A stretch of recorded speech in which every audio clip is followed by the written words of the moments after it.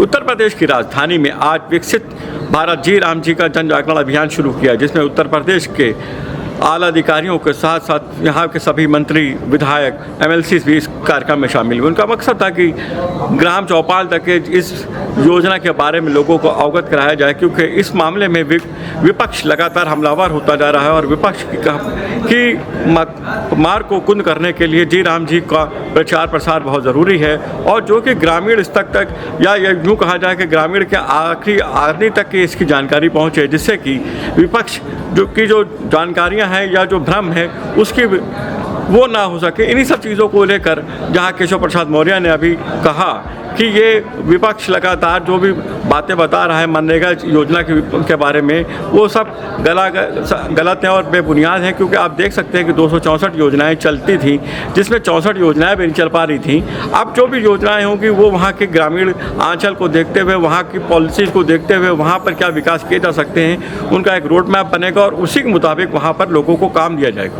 सबसे पहले तो पुराने कानून जिसको मनरेगा होता था, उसमें 11 लाख से भी ज्यादा खर्चा होने के बाद भी, 11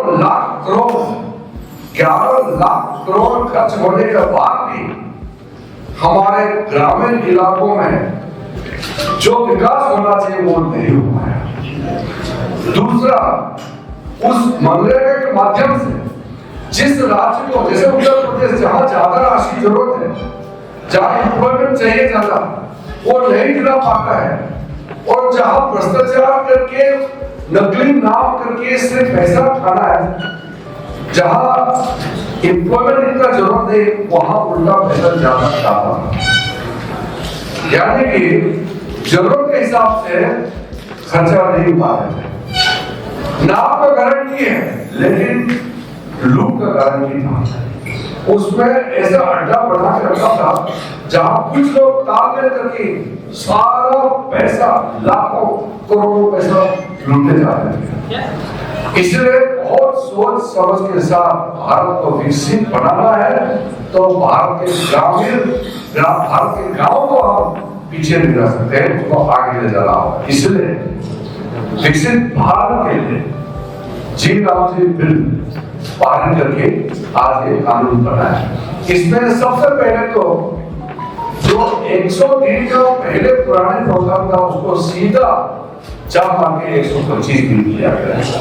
दूसरा, उसमें अगर किसी तरीके से विलंब होता है, डिले होता है, किसी तरीके से चूक होता है, उसका पेनल्टी भी है, यानी कि असली गारंटी कि आपको अगर एक्ट के प्रावधान के मुताबिक रोजगार प्रदान नहीं किया तो दंडित होगा, यानी कि पेनल्टी होगा।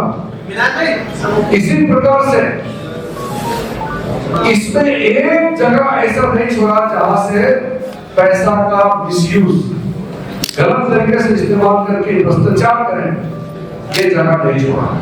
लिए गांव की जितनी भी ज़रूरतें हैं उसको पूरा करने के लिए मनरेगा में 264 प्रकार के काम तो लिख दिए, 64 प्रकार के भी काम नहीं हो पा रहे थे। अब गांव के सर्वांगीण विकास का जो रोड मैप है वो गांव सभा तैयार करेगी। ABC श्रेणी में गांव सभाओं का बांटने का काम किया जाएगा। जो ज़्यादा विकास कर चुके हैं, जो कम विकास किए हैं, जो बिल्कुल विकास नहीं किए हैं, उनको ध्यान में रखते हुए व्यापक विकास की एक योजना को अंतिम रूप दिया जाएगा। मैं तो एकदम माननीय प्रधानमंत्री जी की इस कदम से बहुत इसलिए खुश हूँ कि जब वह गुजरात के मुख्यमंत्री थे उस समय गुजरात में बिजली नहीं आती थी। उन्होंने कहा बिजली नहीं आती थी, तो मैंने सोचा बिजली कैसे आएगी, तो उन्होंने व्यवस्था बनाई, बिजली की चोरी 100% रोक दिया। जब बिजली चोरी रुक गई तो 24 घंटे बिजली आना शुरू हो गया। तो उसी प्रकार से जैसे मनरेगा के नाम पर भ्रष्टाचार हो रहा था, तो भ्रष्टाचार विकसित भारत जी राम जी अधिनियम के माध्यम से खत्म हो जाएगा और गांव का जैसा विकास लोग सोचते हैं उससे भी बेहतर विकास हो जाएगा और जल्दी से जल्दी उसका परिणाम आएगा। सपा के सांसद भगवान श्री राम को समाजवादी सोच का बता रहे हैं। पहले भगवान श्री राम के बारे में कुछ भी बोलने से पहले समाजवादी पार्टी के जो भी नेता हों, विधायक हों, सांसद हों, पहले रामद्रोही पार्टी में रह करके राम जी के बारे में बोलना है कि नहीं बोलना है इसका विचार करें।